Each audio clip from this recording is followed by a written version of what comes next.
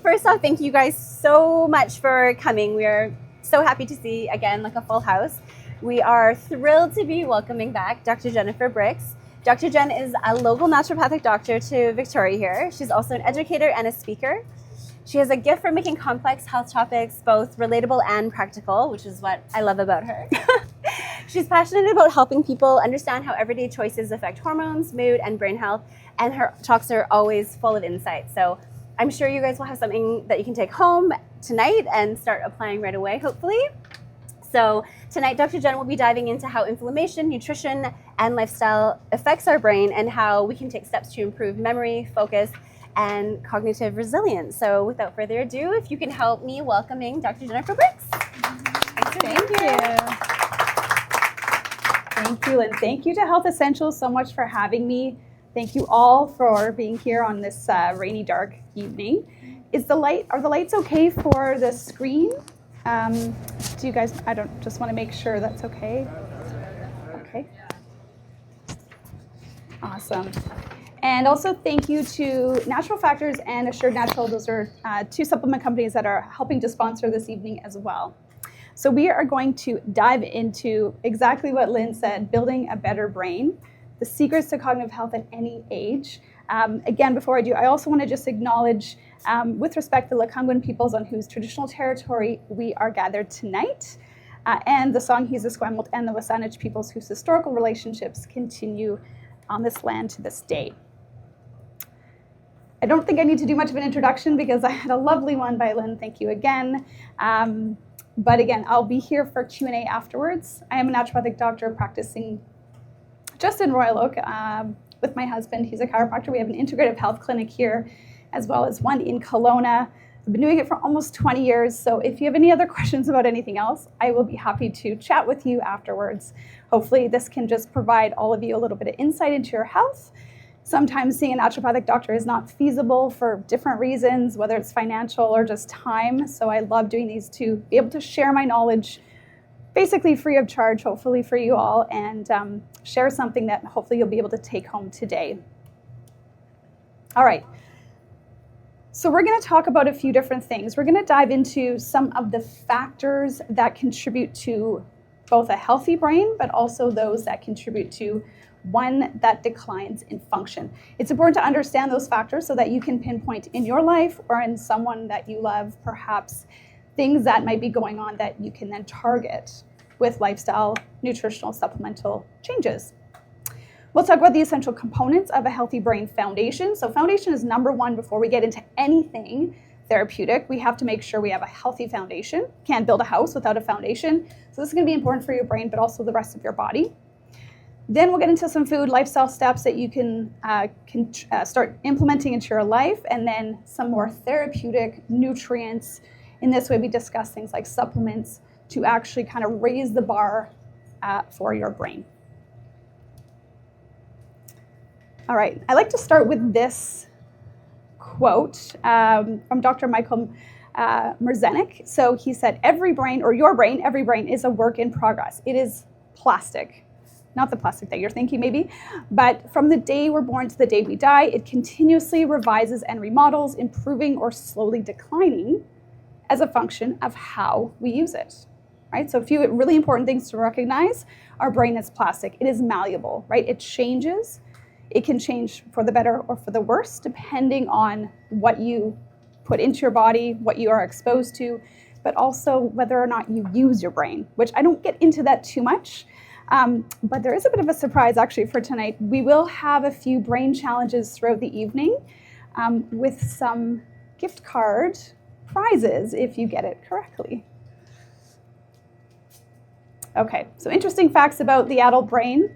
You can use these next time you have a trivia night, perhaps, if you want. But the brain is the most complex organ in the human body, right? It actually is quite dense in fatty tissue. 60% of the brain's dry weight is fat. We're all fat heads here, right? Good fat. It uses 20% of the oxygen in the body. So 1/5 of every breath we take goes directly to the brain. The oxygen in it goes directly to the brain for energy.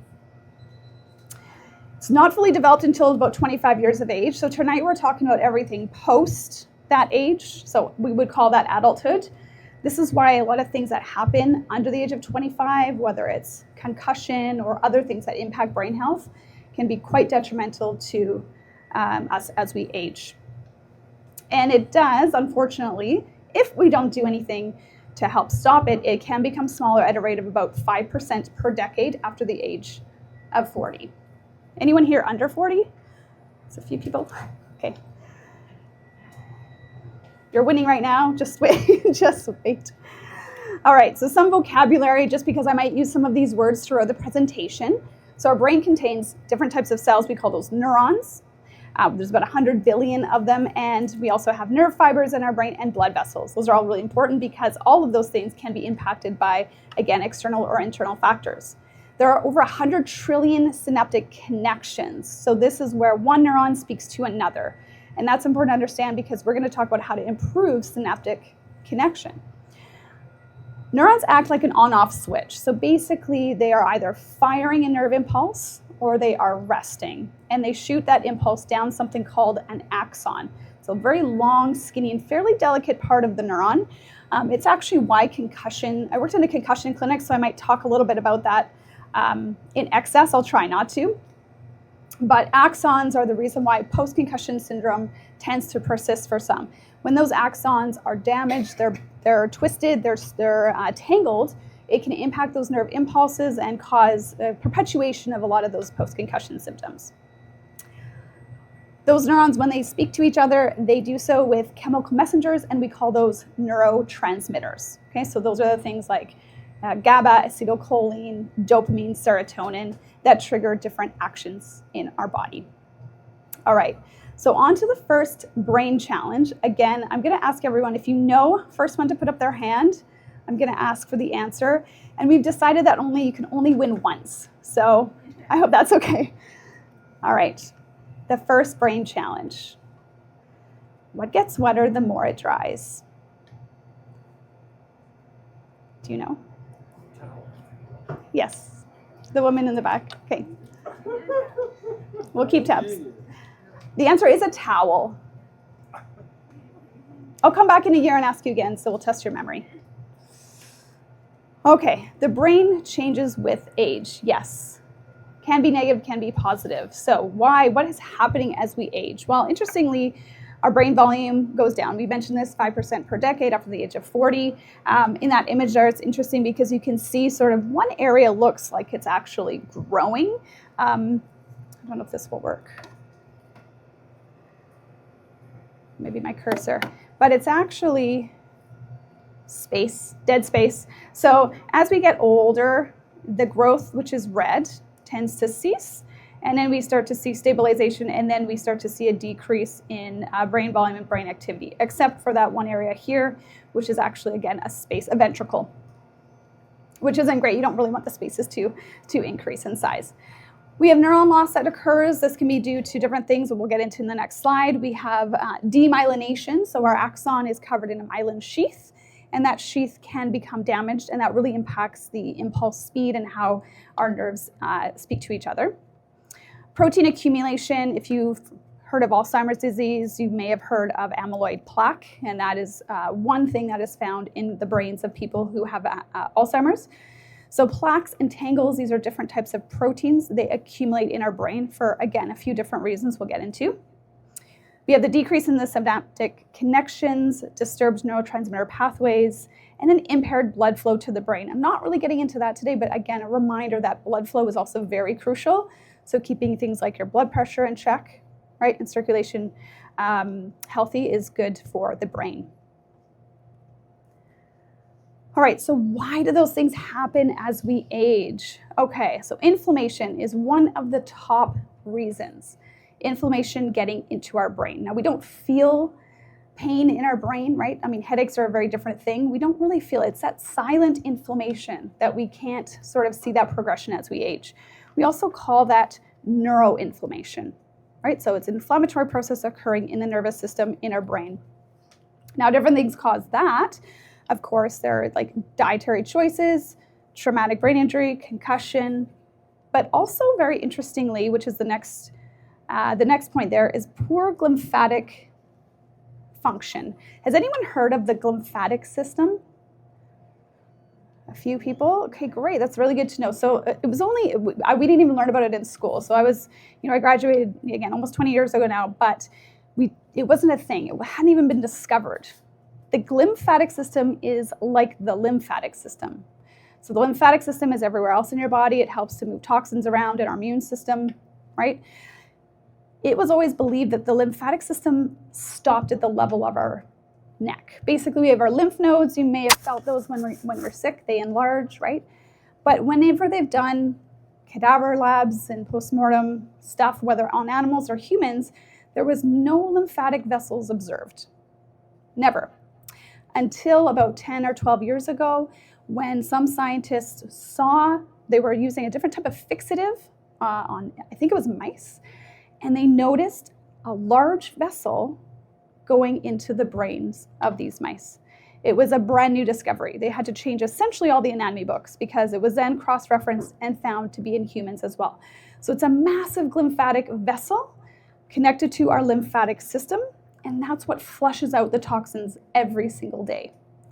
So an impaired lymphatic system will promote inflammation and protein accumulation and things like that. Also impacts sleep dramatically because when you're sleeping is when you refresh that whole entire system. Okay, mitochondrial dysfunction. Also a very hot topic right now. Mitochondrial health is sort of the leading science right now for longevity and healthy aging because it is our mitochondria. Those are the energy centers of our cells. They make ATP. As they age, we age. So keeping those healthy and younger, biogenetically supporting their processes and replication and keeping them functioning like a very well-oiled machine, that will help us, of course, stay at a healthier state at an older age, but also really help keep our brains happy. Digestive disorders, so there's the gut-brain connection. I will go into this as well. Really important, mostly for those who have GI concerns or conditions with their digestion. Nutritional deficiencies, it's a no-brainer. That's something like B12. Vitamin B12 deficiency, I don't even get into this, I just thought of this right now, but vitamin B12 deficiency actually causes a subset of dementia. You replete your B12 levels, that dementia goes away. So it's always something to make sure you're looking at if you're feeling changes in your memory. If your B12 is low, that could be that one thing that you need. There are other nutritional deficiencies as well. Increase in stress response because cortisol plays a role there. Insomnia, sleep is necessary for a healthy brain. Hormone changes, perimenopause, menopause, andropause. Guys, you're not alone. I mean, women, you're not alone. Guys, you also go through hormone changes as you age. And in blood sugar imbalances, some scientists do believe that Alzheimer's could be a form of type 3 diabetes, because type 2 diabetes, type 2 diabetic brains look a lot like Alzheimer's as it progresses. And then finally, polypharmacy. So taking too many different medications can really impact brain health. So there's a lot to unpack here, a lot of different reasons. Maybe if you're experiencing some changes, or again, you have family members or loved ones, you might be able to see where that might be coming from. And then hopefully in the next few slides can find some ways to support them. All right, not going to get into this too much, but just as a reminder, age-related cognitive decline has been considered normal, but there is a lot of experts out there that believe that it is not normal or not expected to happen if you do the right things, if you can avoid some of those environmental impacts. Mild cognitive impairment is that sort of transitional state between sort of feeling a little forgetful, having issues with multitasking, and actually being diagnosed with a type of dementia.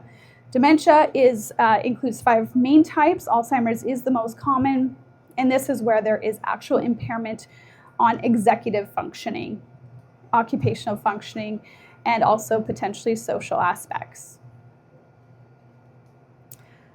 Now, it impacts us, as globally. This is not something that is limited to North America or Canada or BC.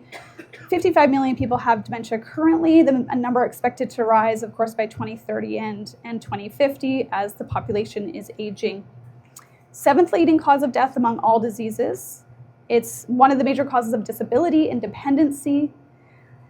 And it's the only condition that affects the true core of who a person is, right? The very essence of their being. It is unique in that way that it impacts something, another dimension that every other, heart disease, cancer does not essentially do that for the most part.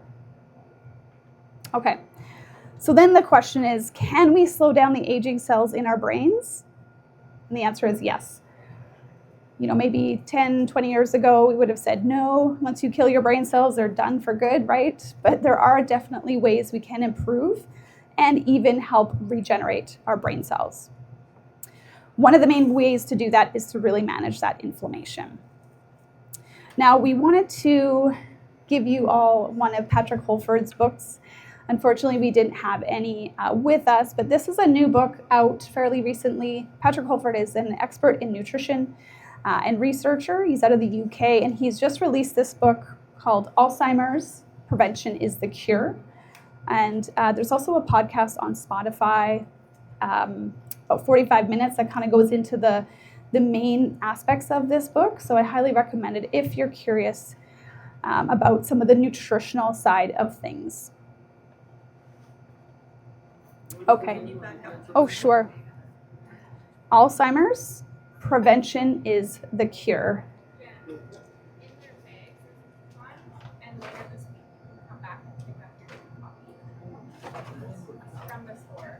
Did you all hear that? Oh, this one here. So this coupon is in your bag, and you can come and get that book when it's here. Okay. Okay, next brain challenge. Come on, I want to see some competition. Okay, Anne's father has 5 daughters. Lala, Lily, Lele, Lily, Lola. What is the name of the 5th daughter? You had your hand up first. No. You had Anne, correct. Anne. Because Anne's father has 5 daughters. So you get a little gift card, so we'll remember you as well. Okay, now you can't compete in the next one, sorry. Anne is the 5th daughter. Okay. All right, so what are the 5 ways that we can support our brain health throughout our life? This is what now get into the meat of it. So eating well, hydration, movement. We're going to get into all of this a little bit more deeply. Rejuvenate our mitochondria, support our cognition with things called nootropics. So that's a very specific type of, supplement, could also be smart drugs and things like that. Supporting the gut and gut-brain axis. And finally, some tips to help manage stress and restore your sleep. Okay, so this is very simplified. What is healthy and what is unhealthy. All right, so at the top here, fatty acids, right? Our brain is mostly fat. So polyunsaturated and monounsaturated fatty acids, right? Things like omega-6 and omega-3. The ratio is really important though, right? So the average, maybe not, the audience here, but the average North American consumes about 20 times more omega-6 than omega-3. And really that ratio should be about 3 to 5 times more omega-6 than omega-3. So still more omega-6 is kind of what's going to happen just with the way that plants, how they exist, and nuts and seeds and all that kind of stuff. But the ratio is way too skewed in promoting omega-6. Omega-6 can be very inflammatory, whereas omega-3s are going to be more anti-inflammatory. Following something like the Mediterranean diet, the research keeps coming back to this diet for so many different things. It was kind of an old school thought back in the day. Now it's, again, more research showing for pretty much every health condition, this is going to help you because of that anti-inflammatory nature, high levels of antioxidants. Also helps to increase something called brain-derived neurotrophic factor and increase insulin sensitivity, both things important for an aging brain. We'll talk about exercise in a minute. And again, I mentioned the antioxidants, but things that are highly rich in polyphenols. So eating the rainbow of your fruits and vegetables. Sometimes the MIND or the DASH diet can be incorporated.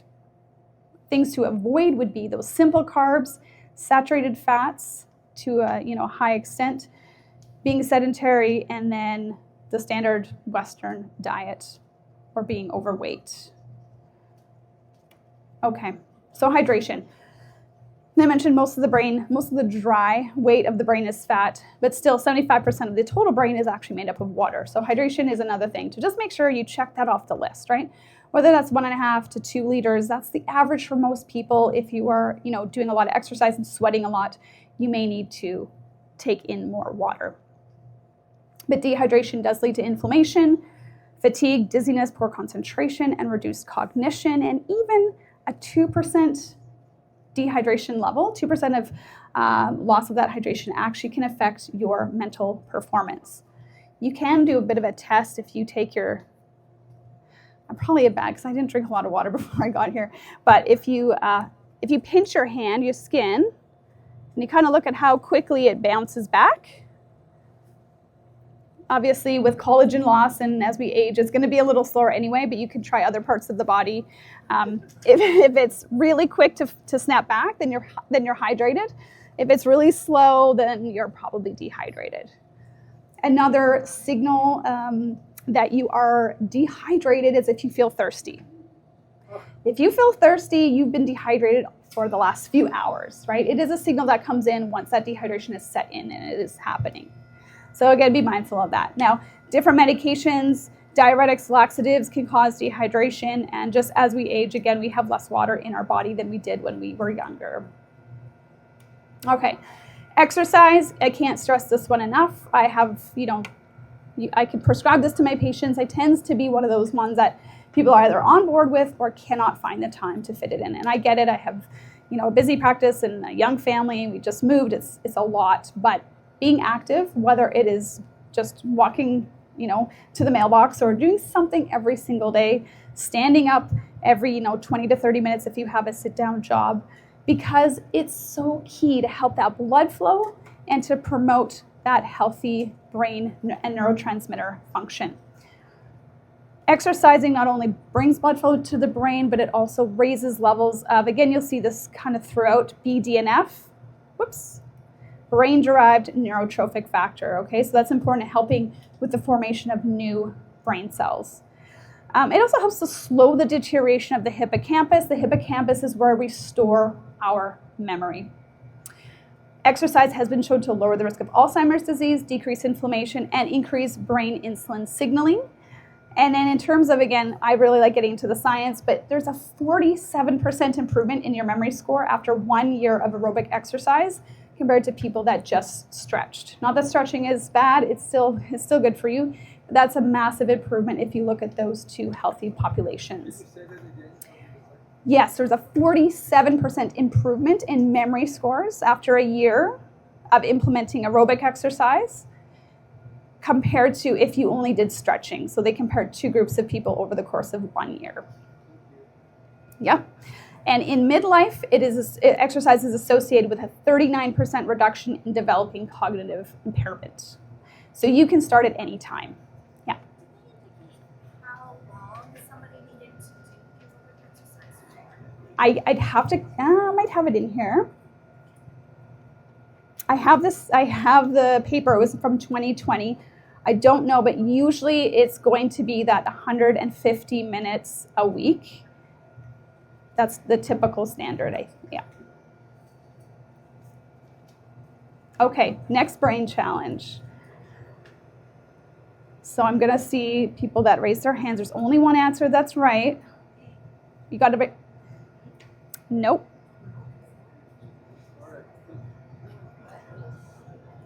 Yes? B? No, not A, not B, okay. Not D. No. You've already, I think, yeah, you got it. It's C. It's a bit of an optical illusion, I know. It's like one of those IQ test questions. Okay, so we've got a winner here.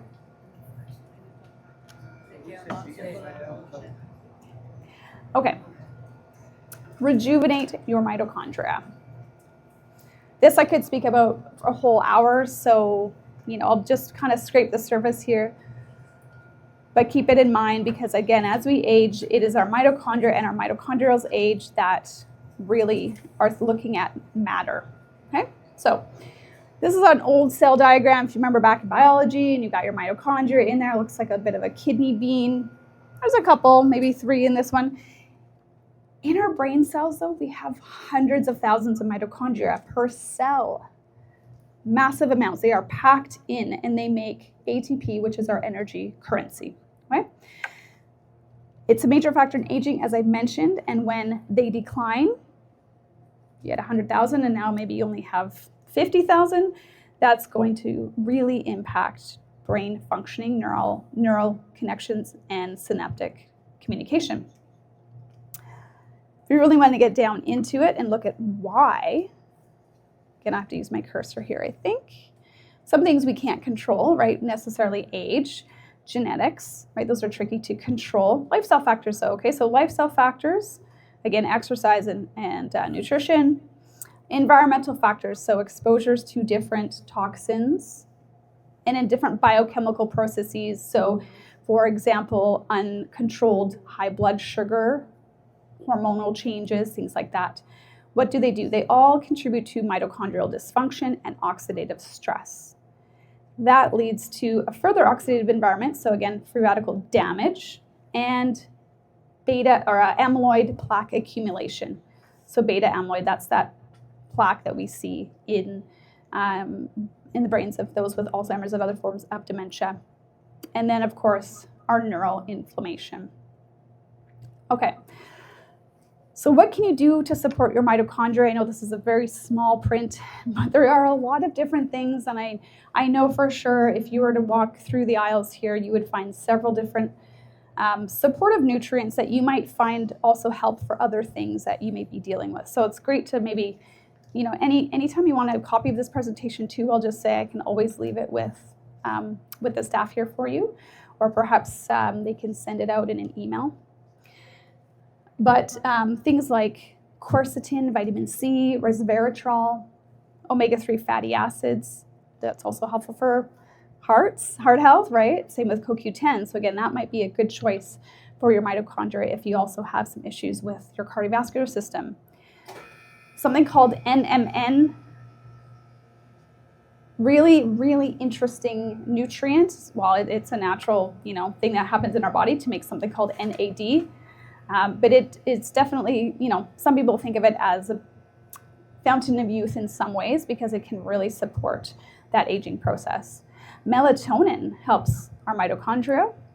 So do probiotics, things like glutathione and NAC. And then finally, creatine. Who's here for creatine? Who here? Did anyone? I don't know if anyone saw the little video that I made, and I think I mentioned creatine, and it was on CBC this morning. You listen to CBC. About that though, because I realize that those are all different types of supplements for like the probiotics and stuff are good for our systems, but do any of them react against certain types of medications? Oh, yes, probably. Yep. You'll have, if you're ever curious about if you're on certain medications, you always want to look at supplements, the labels on the back to make sure. It'll say, speak to a healthcare practitioner if you're on a XYZ, and then you would confirm. Anything out of your diet really is not going to influence or create any interaction. So omega-3s out of your diet would be fine. Yeah. All of them again? Yeah. Yes, no problem. So I'll start down here. Do you see the, yeah, sorry, you can't see that. Quercetin. Quercetin also used for allergy relief. Vitamin C. Resveratrol. It's found in grape seed and grape products. Omega-3 fatty acids. CoQ10. Very important also if you're on like a statin medication to consider taking that. NMN. Melatonin. Probiotics. Glutathione. And creatine. Yes. Can I ask a question about the CoQ10? Yeah. My husband is on statins, so I thought it'd be a good idea to take that. And he said it made his tongue itchy. And I was wondering if there's a different source because some of them are made from shellfish, I believe, right? Is that correct? The CoQ10 that I know of it's a fatty substance, and it's typically just made through bacterial fermentation. And the brand of the CoQ10 that has most of the research, so a lot of the research is out of Japan. I think it's Kaneka, yeah. So no fish and no, I looked it yeah, up and, just online. yeah. And I got that some is made from shellfish shells or something. And I thought, well, maybe that's why. That's like glucosamine. Glucosamine is from that, from shellfish. But no, it's generally a vegan, like friendly product, but often it's in a soft gel. The soft gel is often made out of gelatin. But no, it shouldn't. And again, if you read the fine print of the product, it'll say free of, shellfish or whatever, if there's a concern there. Yeah, I'm not sure why that. Might just need to look at a different brand. Yeah. Okay, so I mentioned creatine. So again, I could have spoken about all of those different nutrients, but creatine is really picking up in popularity and attention. Again, I was just on the morning show this morning with Gregor Craigie. I don't know if anyone listens to CBC, but they were interviewing their house doctor on creatine because it is becoming very popular. Most people think of it for, athletes or those in the gym trying to, build muscle and have more energy. But creatine plays a massive role in our brain and our brain energy as well. So what is creatine? Well, it's a protein. We can make about half of our daily requirement, but the other half we require from get from food, but it's only found in animal products. So those who may be vegan, vegetarian, or not eating a lot of animal products might have more of a deficiency in creatine. Why is it so important for brain health and our overall energy? Well, it is stored as something called phosphocreatine. Phosphocreatine is a holder of phosphate, and phosphate is part of ATP. Remember, that's our energy currency. There are 3 phosphates in ATP, so creatine can essentially donate those phosphates that it's bound to in very rich tissues like our muscles and our brains to make more energy. And that's exactly how it works in our muscles, and that's how it has been studied for the last several decades, right? If you exercise within about 30 minutes of taking it, whether you take it before or during or after, that window is quite significant and important. But within that time, that creatine will go into your active cells, specifically your muscles because you're working out, bring in the phosphate, give it to make ATP, and then you can work out longer, harder, and you recover better. That's how creatine works. It doesn't necessarily bulk your muscles, but it allows them to have more power or access to more power to lift more if that's what you want to do. But it also does that in the brain and helps promote cellular energy there. Yeah.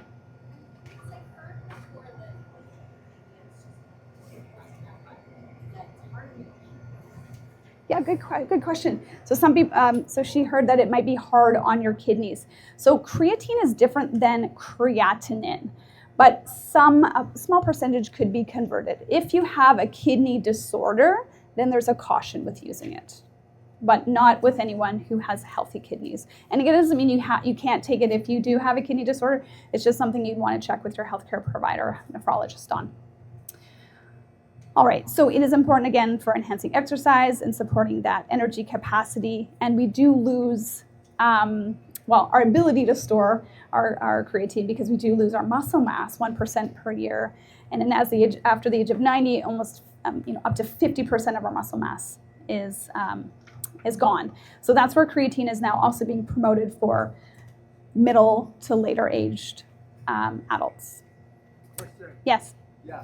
You said it naturally occurs in animal products. Yeah. Now the supplement creatine for vegetarian, what is it made from? Again, it's a bacterial fermentation. So that just means that they grow bacteria in a laboratory setting. They make it as a byproduct, and then it's collected. And I don't really know exactly how they do it, but it's pretty cool. Most vitamins and minerals and different phytonutrients are created that way. Yeah. I just wondered, is there recommended dose? Like I take it from my Yeah. recommended, and it's just a 5-gram scoop. So one of those a day. Yeah, great question. I'll get into that for sure, because there's a few other things you want to be aware of with not just dosing, but like with the quality of the product that you purchase. The average dose is 5 grams a day, which is what usually a scoop contains. There has been some studies, though, for brain health specifically that show numbers at 10 to 20 grams. And if there are some larger stressors, physical stressors in your life, like sleep deprivation, then again, a larger amount will be beneficial. But I don't recommend, or I don't think it's necessary to do the loading dose, which you might see on the label. The loading dose is really for somebody that needs to load up their muscle, like it's more for the athlete loading their muscles up with creatine. They're doing an event, and then they go to the maintenance phase. Yeah. Anyone can take it, yes. Anyone can take creatine. Even there are studies in younger adults or adolescents as well, because there are, I know a lot of moms that have their kids that might go to the gym and they're already taking creatine, maybe not even asking their parents about it, but it's becoming really popular in all ages. Yes. Thank you. So if it's in animal-based foods, like how much animal-based foods do you eat? It really depends on probably the amount. I have another slide, not in this presentation, with like the amounts that you can get per serving of animal. It's mostly in like animal meats, not so much in like your eggs and dairy. If you did like a search online and creatine, top sources of creatine in grams and things like that, you could find out. Yeah, I think like 1 pound of meat will give you like 3 grams of creatine. So you have to consume a lot to get a therapeutic amount, right? But just for maintenance, you wouldn't necessarily need to eat that much. Yeah. All right, so is it a ray of hope? This is a slide I often use for my perimenopause presentations, because again, a lot of women in that demographic going through that transition are finding that creatine is very helpful, because that's when our muscle mass starts to decline more dramatically, as well as we start to see those changes in our brain function. So you can take creatine because it improves strength, exercise performance, bone mineral density, lean muscle mass, functional ability. And then also, interesting, one study showed it also improves grip strength and lower body muscle endurance, which grip strength is actually a very important test or task to imply whether you can independently live or not. So if you don't have very good grip strength, you can't pick up keys, you can't open jars, that kind of sends you down the path of being in assisted living. So creatine will help improve that, which hopefully would help stave off that transition if you don't want to. From a brain perspective, it increases dopamine. That's a neurotransmitter involved in your motivation and mood and energy, supports mitochondria. Okay? It enhances cognition, memory, such as recall and long-term memory, learning, and mental clarity. And these, again, are all from studies that have been done in humans. Okay, so when it comes to what type of creatine to look for, there are different brands. I'm not suggesting only this brand here, but look for creatine monohydrate. And look for a micronized form. So this is an example of a micronized form. So it's much smaller. It's more easily absorbed, easy to stir into things as well, which is a bonus. But it's less likely to cause, things like dehydration or that water retention that some people experience when they take creatine. So it's quickly taken up by our cells to support cellular energy, to replenish ATP, improve our muscle mass and strength, and also support our brain health. This particular one is all of the things, so non-GMO, gluten-free. I'll talk about that at the end, and also suitable for vegetarians and vegans. So again, you can mix 5 grams or 1 scoop with water and take that daily. Potentially more depending on, again, like sleep deprivation, for example. As I told you, those people were taking upwards of 20 grams.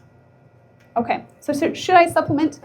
I don't like the should word because, it's a very individual suggestion, but these are the reasons why supplementation can help. So muscle mass loss as we age, bone health or bone density issues, stress, sleep deprivation, being vegetarian or vegan. If you're aging, I think we're all aging here. We're not aged, but we're aging. Cognitive changes, mild traumatic brain injury, concussion. I just had one of those last week and suggested creatine. Not me, patient. Neurodegenerative disorders, mood disorders, blood sugar imbalances, and then, okay, anyone over the age of 45. Question. All right. How is your whole digestion, and do you have to have a good intestinal flora for this? Or no? How does it improve digestion? No, is, Oh. how is digestion involved in that when you take it? So the question is digestion involved? Yes, you have to break it down probably a little bit, but it is already micronized, so I don't think actually there's too much that's involved. I'd have to check if it's through the stomach acid or an enzyme. So, yeah. But it is being micronized and being the monohydrate. The monohydrate form is the one that's used in all the research. So using that form and the micronized, you're much better off. You're going to see the benefits that are in the research, but you're also going to get more absorbed, more bang for your buck. Yeah. When you take it, before meal, during meal, after So you can take it any time for brain health, but if you want to see the benefits for muscle function and strength and power during your activity, it has to be within 30 minutes of either you starting or stopping. Yeah. Okay. Next brain challenge. A man was walking in the rain in the middle of nowhere without a coat or an umbrella. He got soaked, but not a single hair on his head was wet. How can this be? Yes. Yes, he was bald. Maybe. Oh. Oh. All right, you've got one too. Okay. Nootropics. Okay, so what are nootropics? Okay, these are also known as smart drugs. So these are things that are going to, smart drugs, smart supplements, these are things that have been shown to really improve the symptoms of cognitive decline. Sometimes the mechanism of action may not be known. Sometimes it's through decreasing inflammation. Creatine, for example, is actually a nootropic, but there are some others that you can also consider. So we mentioned creatine already. Some of the fatty acids, so phosphatidylcholine and phosphatidylserine, omega-3 fatty acids, B vitamins, something called PQQ, acetyl L-carnitine, curcumin, which is one of the active constituents in turmeric, bacopa, ginkgo, everyone knows ginkgo for its brain function, brain support, ashwagandha, and resveratrol. So, this list is not even exhaustive. There's so many more. We're really going to focus on some of the top ones I mentioned. So phospholipids, these are things that are fatty in nature, but they also have a phosphate group, but also usually an amino acid. So two of the main ones we think about are phosphatidylcholine and phosphatidylserine. Okay, so phosphatidylcholine, this is a precursor to acetylcholine. Acetylcholine is the neurotransmitter involved in memory. Okay. The second is phosphatidylserine. Phosphatidylserine, its main claim to fame is that back in the early 2000s, there was a research study done. Patients were taking 300 milligrams of phosphatidylserine per day. And at the end of this study, I think it was 6 to 12 weeks, can't remember exactly, but the average memories that were regained that had been forgotten were up to 12 years of memory. So it came onto the market massively and still has a fairly high price point, compared to things like standard, vitamin C or something like that. But it does still hold up to supporting memory and cognition because it is involved in supporting the myelin sheath and those nerve cells in our brain. Question. Yep. How different is phosphatidylserine from phosphatidylcholine? They are different because one is a choline and one is a serine, so they're different amino acids bound. So phosphatidylserine, again, is more for, just to be simple, it's more for the myelin sheath, that fatty nature. The phosphatidylcholine is more for the acetylcholine production, which is a neurotransmitter for memory. Yeah, both are involved in the cell membranes as well in our brain to create that fluidity. They both are important but different. I was in a health food store and most of the people who and they all swear by PS, Yeah. phosphatidylisterin. Yeah. But I never knew about collagen as much. Yeah. I So, think it has to do with liver, no? well, the PS is because of that. I think because of that study, it was pretty like groundbreaking. It's never been replicated. Not that it hasn't been tried to be replicated, but it's just it brought it that concluding statement of improving or bringing back 12 years of forgotten memories is pretty massive for anyone who's got memory issues, right? So yeah. Yes. How much of the purple lipids would you get from eating 2 eggs? Oh, good question. So how much do you get from eating 2 eggs? I don't know the answer to that. I'd probably just literally Google search that to find out. I'm not a nutritionist, so I don't really focus in on that. But I could find out. Yeah. Okay, so then omega-3 fatty acids. We know these, they are close to us. We keep them. Hopefully you've got some of these in your diet or in your supplement cabinet. The two main omega-3 fatty acids that we use in our bodies are called EPA and DHA. Now, those you can supplement with, but you're going to generally be getting it from either a fish, krill, or algae source. So there are vegan options. When you rely on some of the vegetarian, plant-based sources, you're going to get different forms of omega-3 that then have to be converted into EPA and DHA. And some experts believe that conversion is only like 15 to 20%. So you have to consume a lot more of those plant-based ones to get the equivalent of what you require. So I'm not telling vegans to change their way of eating, but there are algae-based versions out there that are excellent, just as effective. Now, what they do is they also support the fluidity and the function of our cell membranes in our brain. They do help regulate inflammation. There have been a few different studies showing that low levels of essential fatty acids is associated with an increased risk of Alzheimer's and Parkinson's, while supplementing with omega-3s in Alzheimer's disease has been shown to improve different things like your mood, your cooperation, appetite, sleep, navigation in the home, and short-term memory. So a lot of reasons why this is helpful. Other studies show that taking omega-3 supplements preserve the function and the volume of our hippocampus. Again, that's up in here, this little blue teal part, that is where we store our memory. Okay. I'm going to conclude with everything so you can kind of understand where to get this in a supplement. But B vitamins, we also want to look at B vitamins for one big reason, and that is to help control homocysteine. Okay, so homocysteine levels, if anyone is, I'd say everyone in here would benefit from getting that blood test done through your doctor at some point. It is a risk, it's a marker for increased risk of cardiovascular disease and impairment in our blood vessels, which of course go into our brain. So homocysteine is important. You can actually lower homocysteine by taking a B complex that contains things like B6, methylfolate, and methyl B12. The other B vitamins also have other functions. They help with acetylcholine. Again, that's your neurotransmitter for memory. And then things like GABA production, serotonin, and dopamine as well. All right.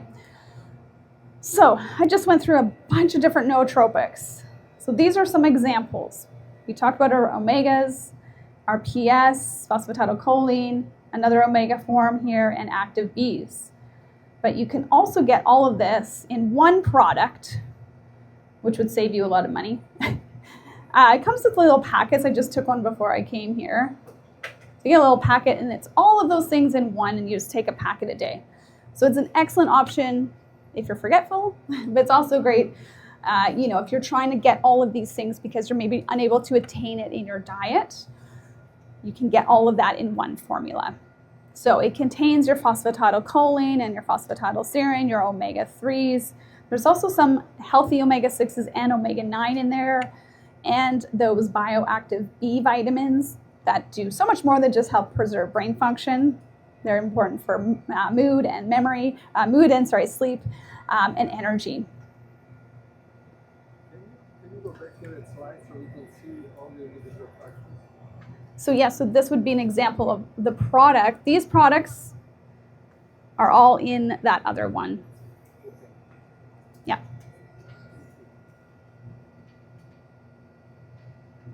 Okay. Another brain challenge. Okay, so I left my campsite and I hiked south for 3 miles. I turned east and hiked for 3 miles. Then I turned north and hiked for 3 miles. At which time I came upon a bear inside my tent eating my food. What color was the bear?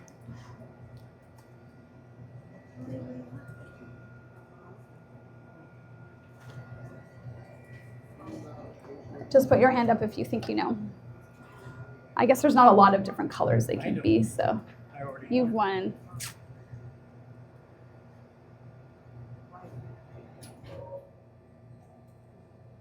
I'll take a guess. Brown bear. Not brown. White. You got to put your hand up, and you've already won. Did you say something? No, I won last time. I did ball. Yeah, okay. No, it was behind me. Oh, did someone put their hand? Behind me. I said white. White, you're right.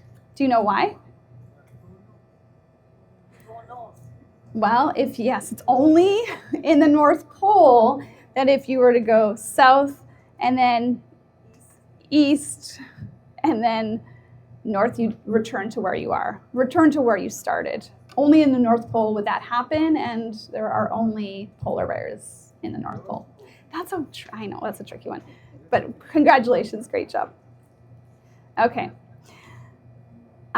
Is it okay? I might go a little over the hour because I've been answering questions as I go. Okay, if anyone really has to leave at 8, so 7:56, please feel free to. We just have a little bit more to get through.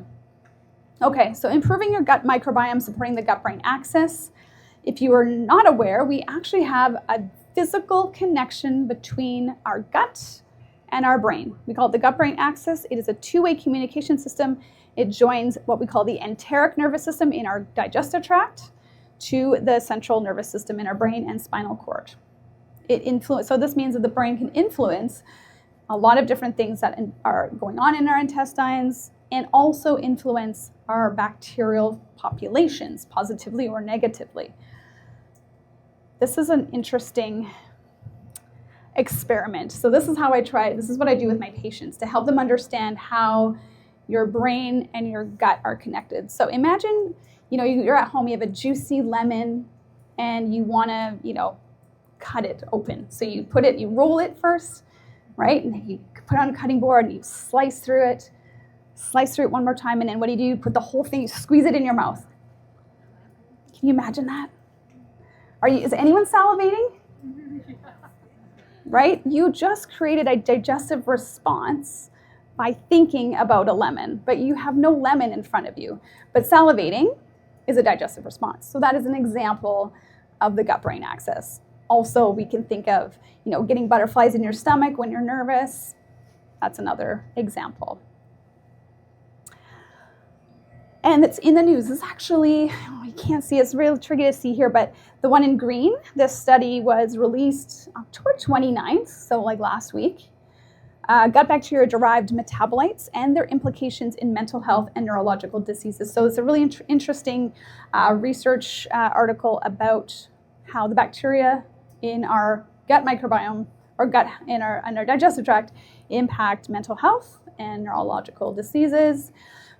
It's been fairly well known for some time that the gut-brain axis plays a massive role in Parkinson's disease. And again, you can't really see it here in this image, but these are sort of the different ways. We have that direct connection between our brain and the gut to support the production of neurotransmitters and vitamins and minerals. But when we have dysbiosis, which can occur from stress, overuse of antibiotics, certain food choices, inflammation, right? You actually get a reduction in that gut microbiome, and that comes up and can create issues with inflammation in the brain and a bit of a vicious cycle. So things you can do to help support your microbiome would be to consume, probiotic foods like fermented foods, as well as prebiotic foods, so things that help feed our bacteria. Really, that's things with fiber. If you want to be really simple, fibrous foods, fruits and vegetables, nuts, seeds, whole grains, and things like that. Very important for our overall gut health. Now, of course, since the antibiotic revolution, which was absolutely important and imperative and necessary for survival, right, after the First World War. They played a very important role for health, but they have been overused in some circumstances, and in those cases, probiotic supplementation may be beneficial for your gut. So this is where another supplement comes in mind for me. Again, I kind of like killing multiple birds with one stone if we can. So if you have digestive issues, or again, maybe already take a probiotic, this is another kind of a kit. It's called Brain Revive. It's got different supplements here. It has, again, your phosphatidylserine. It has a 5-strain probiotic blend. It has your omega-3s. But then it also has something called Meriva. Curcumin is one of the most absorbable forms to help with the neural inflammation as well as gut inflammation. And then finally some grapeseed extract to support the antioxidant properties and actions in your brain and in your gut. So this one, again, simple because you're taking 1 packet a day, but really for those who, again, need a little bit support in the gut area, and definitely I would recommend this for people with Parkinson's or family history or early stage issues like that. Okay, 2 more challenges to go. This is the second to last. So, turn me on my side and I'm everything. Cut me in half and I am nothing. What am I?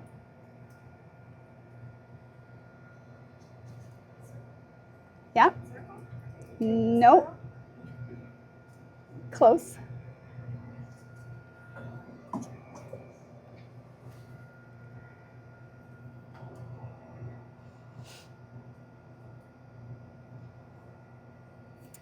Maybe no one will get this. Anyone in the back? Oh, yeah, I want to guess again. Yeah. Then number 8. So if you turn it on its side, it's infinity. It is everything. You cut it in half. This way, it's a 0. Yeah.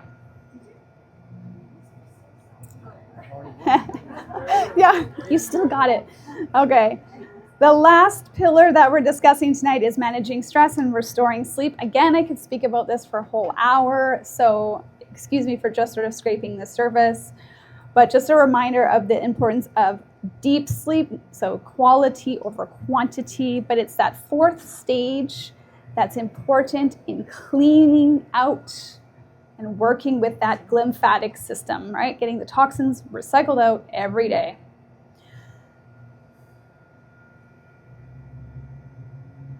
And there's lots of different ways to improve your deep sleep. We could go to the supplement section over there and I could recommend a bunch of different things. But I'm just trying to, again, educate you all on how it happens. So I want to pinpoint that stress aspect as well. Everyone knows cortisol is our stress hormone.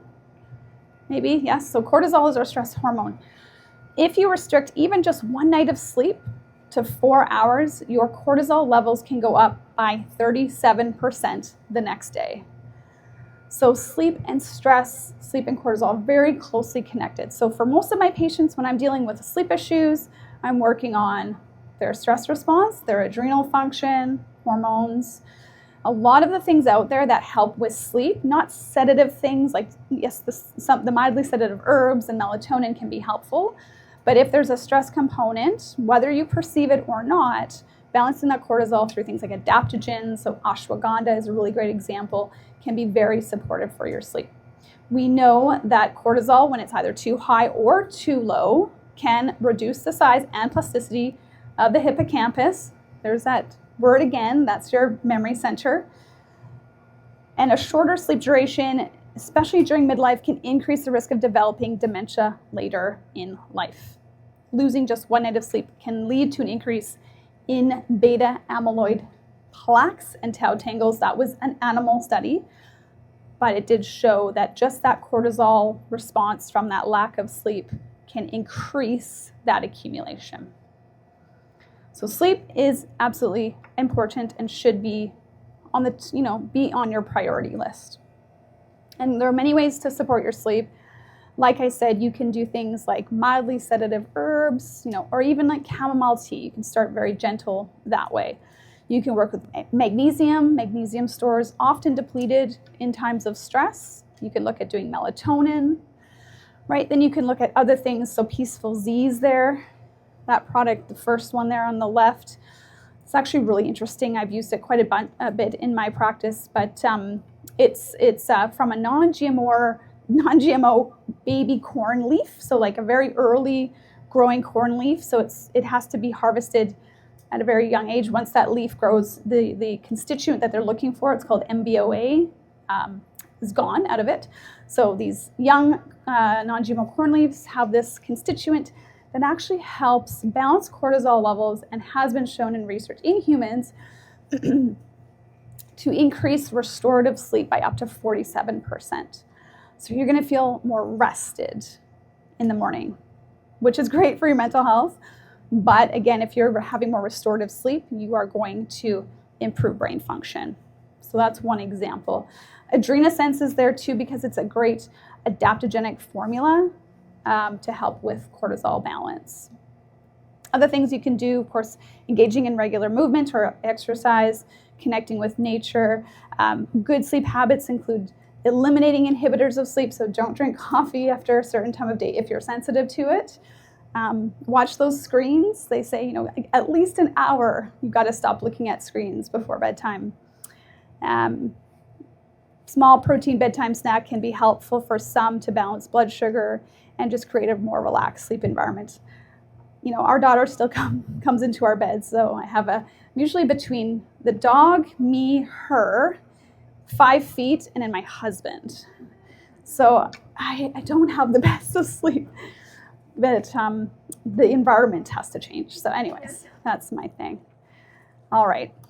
Finally, an attitude of gratitude has been linked to better health, sounder sleep, less anxiety, less depression, higher long-term satisfaction with life, and is positively associated with cognitive function. All right, our last brain challenge, I realize has 3 answers, like 3 parts, so maybe we have to get a couple more gift cards.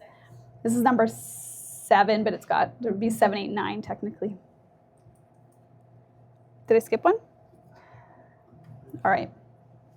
So there is a hidden phrase. Someone who hasn't won? Yes? Yes, okay. The next one.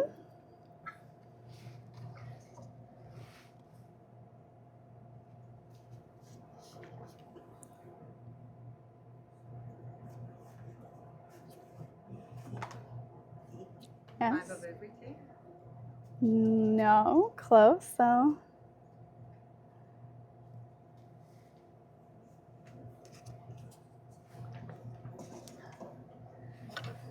No takers? Anyone who wants to share that already has won. You won't get another gift card, but you can share the answer. Yeah, yes. Ready for anything. Ready for anything. And last one. Quick hands, who knows it? Yeah, I got it. Okay, first aid. Awesome. Yes, that is thinking outside the box. All right, so just before we go, I wanted to mention Ishura because it was in one of the slides. So there are different supplement companies, all Canadian, though, that will have this Ishura stamp on it. So I want you to be aware of what that is. A lot of patients and customers probably already are aware, but it is a testing facility in Burnaby. So it is a not-for-profit organization that is testing supplements that pay to put their products through the process. But essentially it tests for over 800 different contaminants. So that's like 8 times or more than what Health Canada mandates. So pesticide, herbicide residues, antibiotic residues, heavy metals, PCBs, glyphosate, all of that. It also does GMO testing to make sure that there's no, using PCR to make sure that there's no genetically modified remnants or organisms in any of the raw materials of these particular supplement companies, but also in the final product. So any company that does use Ishura goes through this rigorous process. So when you see that, you know that the product is going to be non-GMO. You don't even have to read the fine print. You will already know. It's contaminant-free, adulterant-free. They also authenticate it, and they make sure that in the final product, what's on the label is actually in the product. That's a big issue, more so in the States, where a lot of fillers are being used and there's not actually a lot of that active nutrient or whatever you're paying for in the product. So just quick shout out to Ishura. And then a big thank you again, both to Health Essentials, Natural Factors, and Assured Natural for having me here, and to all of you for spending your evening